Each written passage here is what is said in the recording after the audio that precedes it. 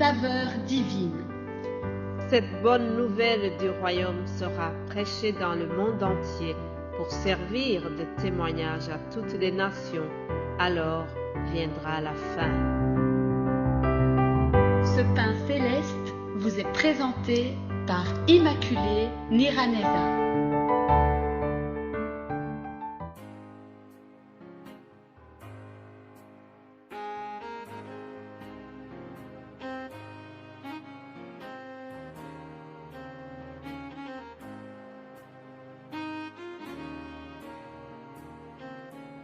Parce que il vit, je n'ai rien à craindre, mes lendemains sont assurés. Entre ses mains, il tient ma vie pour ce temps et l'éternité. Je sais qu'il vit, parce qu'il vit, parce que il vit, je n'ai rien à craindre, mes lendemains sont assurés. Entre ses mains, il tient ma vie pour ce temps et l'éternité.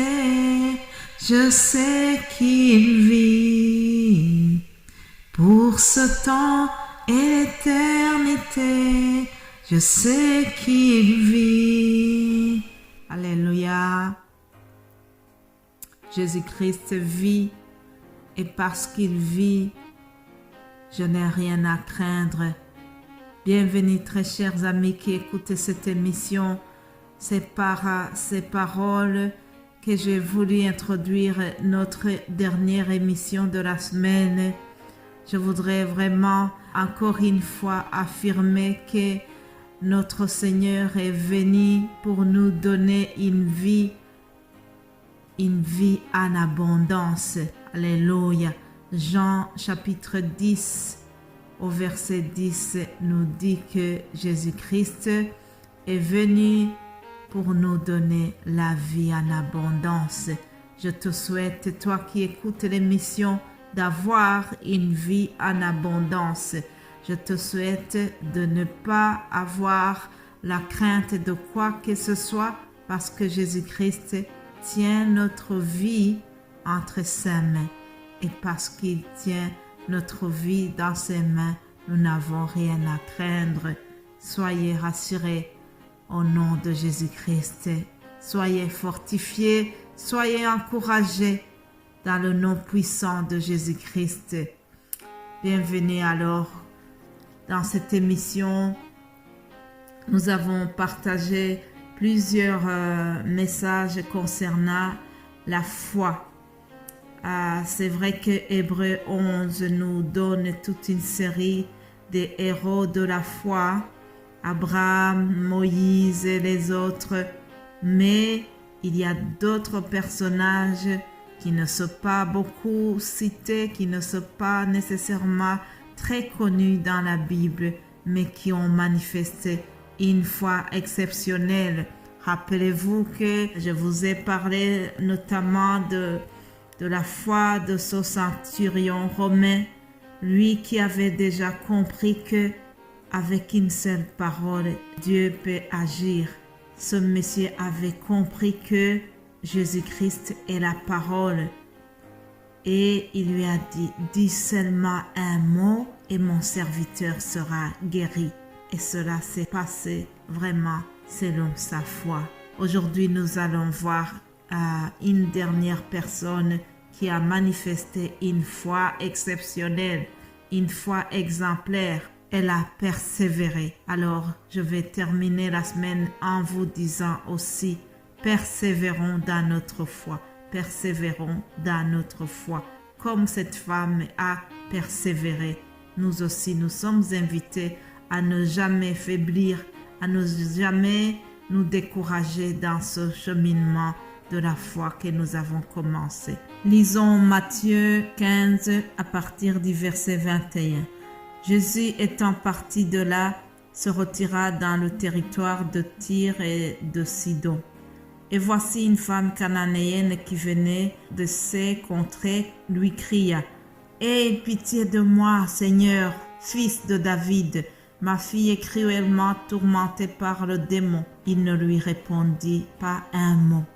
Et ses disciples s'approchèrent et lui dirent avec insistance: « Renvoie-la, car elle crie derrière nous. » Il répondit: « Je n'ai été envoyé qu'aux brebis perdues de la maison d'Israël. » Mais elle vint se prosterner devant lui, disant: « Seigneur, secours-moi. » Il répondit: « Il n'est pas bien de prendre le pain des enfants et de le jeter aux petits chiens. »« Oui, Seigneur, dit-elle, mais les petits chiens mangent les miettes qui tombent de la table de leur maître. » Alors Jésus lui dit: « Femme, ta foi est grande, qu'il te soit fait comme tu veux. » Et à l'heure même, sa fille fut guérie.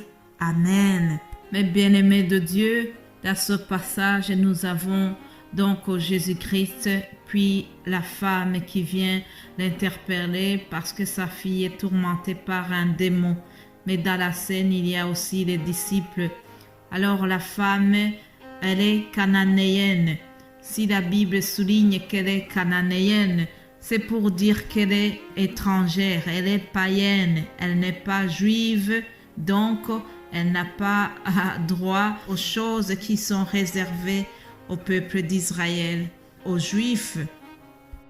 D'ailleurs, c'est ce que Jésus lui dit au verset 24 en lui disant: « Je n'ai été envoyé qu'aux brebis perdues de la maison d'Israël. » En effet, la mission de Jésus-Christ au départ était destinée aux enfants d'Israël, mais heureusement que Dieu le Père a changé, a élargi, la grâce de Dieu a été étendue pour tout le monde, pour vous et moi.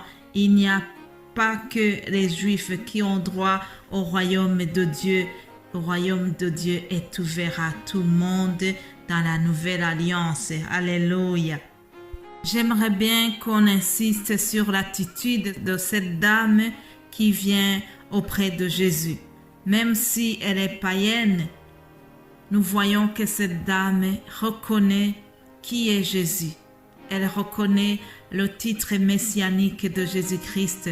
Elle s'adresse à lui en disant: « Seigneur, fils de David, aie pitié de moi. » Exactement comme ces deux aveugles de Jéricho qui s'adressaient aussi à Jésus en criant: « Fils de David, aie pitié de moi. » La femme cananéenne, elle sait qu'elle ne s'adresse pas à un faiseur de miracles qui est venu de Galilée.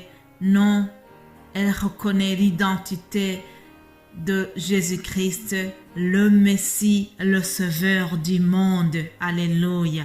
Donc, elle est venue demander la guérison de sa fille, mais elle se retrouve face au refus de Jésus-Christ lui-même et aussi au refus des disciples de Jésus qui demandent à Jésus de repousser la dame. Ils ont dit: « Renvoie-la, car elle crie derrière nous. » Chers amis, la réponse de Jésus-Christ pouvait décourager cette dame. Cependant, elle ne s'est pas découragée. Elle a persévéré dans sa demande. À la fin de ce passage, il y a un rebondissement qui nous permet de voir que Jésus-Christ a répondu favorablement à la demande de la femme. Il lui a dit: « Femme, ta foi est grande, qu'il te soit fait comme tu veux. » Alléluia. Jésus-Christ a apprécié la grande foi de cette femme étrangère. Par ses propos, il lui dit: « Par ta foi, tu as droit au repas, le repas et non les miettes. Toi aussi, tu as droit au repas des enfants d'Israël et non aux miettes, tu as droit aussi à la vie, à l'abondance que nous trouvons dans le Messie, le Seigneur, le Sauveur du monde. Mais bien-aimés de Dieu, il y a des choses qui pourraient aussi nous décourager dans notre cheminement de la foi, mais je termine en disant que nous devons persévérer, que le découragement lié à cette vie terrestre ne t'empêche pas de persévérer dans la foi, que la maladie ne nous empêche pas de persévérer dans la foi, qu'il n'y ait aucune chose qui nous empêche de persévérer. Et voilà ce que la femme cananéenne a gagné en persévérant. Nous aussi, nous allons beaucoup gagner si nous persévérons dans notre foi. Alors je termine en vous souhaitant un très bon week-end. Que Dieu vous bénisse abondamment. Amen.